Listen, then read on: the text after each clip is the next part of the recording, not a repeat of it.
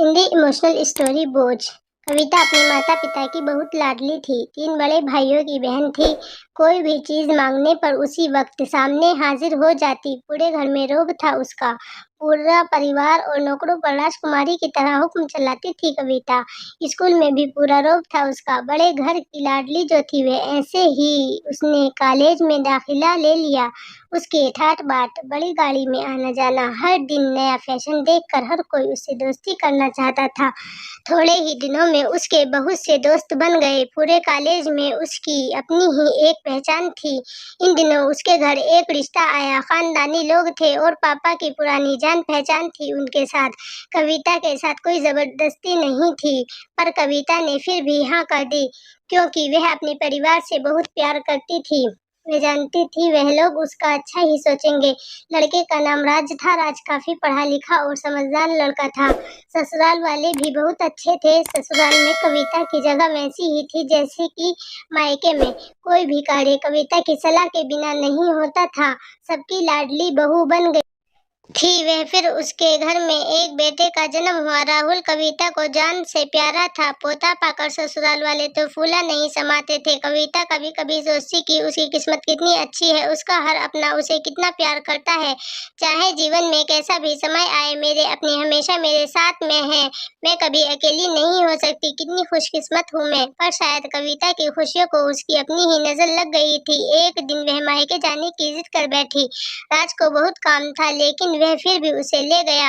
रास्ते में उनकी गाड़ी अन्य गाड़ियों से टकरा गई। कविता, राज और राहुल बहुत बुरी तरह से जख्मी हो गए। काफी दिनों के इलाज के बाद राज और राहुल तो ठीक हो गए, लेकिन कविता पूरी तरह ठीक ना हो सकी। सर पर चोट लगने के कारण वह अपनी आंखों की रोशनी खो बैठी। अब कविता की किस्मत जैसे उल्टे पांव चलने लगी। मायके वाले कुछ दिनों तक उसे मिलने आते रहे, फिर कभी कभार फोन ही करके पूछ लेते कि अब कैसी हो। धीरे धीरे ये सिलसिला भी कम हो गया। ससुराल वालों की सहानुभूति भी कम होने लगी। घर में किसी को पास बैठने के लिए कहती तो जवाब मिलता, बहुत काम है, अब तुम हाथ नहीं बटा सकती।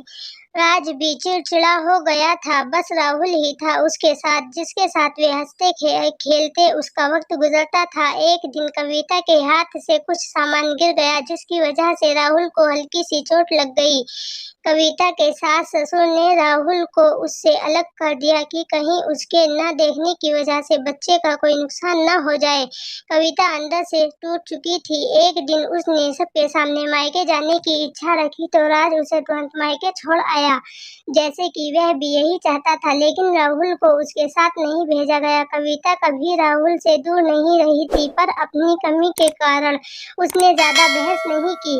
कविता को लगा कि वह 3-4 दिन वहां रहेगी तो थोड़ा हवा पानी बदल जाएगा, क्योंकि वह कितने दिनों से कहीं भी बाहर नहीं गई थी। घर वाले भी इतने दिनों बाद उसे देखकर कितने खुश होंगे।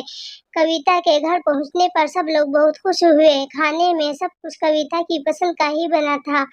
उसने अपने मम्मी पापा और भाई भाभीियों से दिल खोलकर बातें की।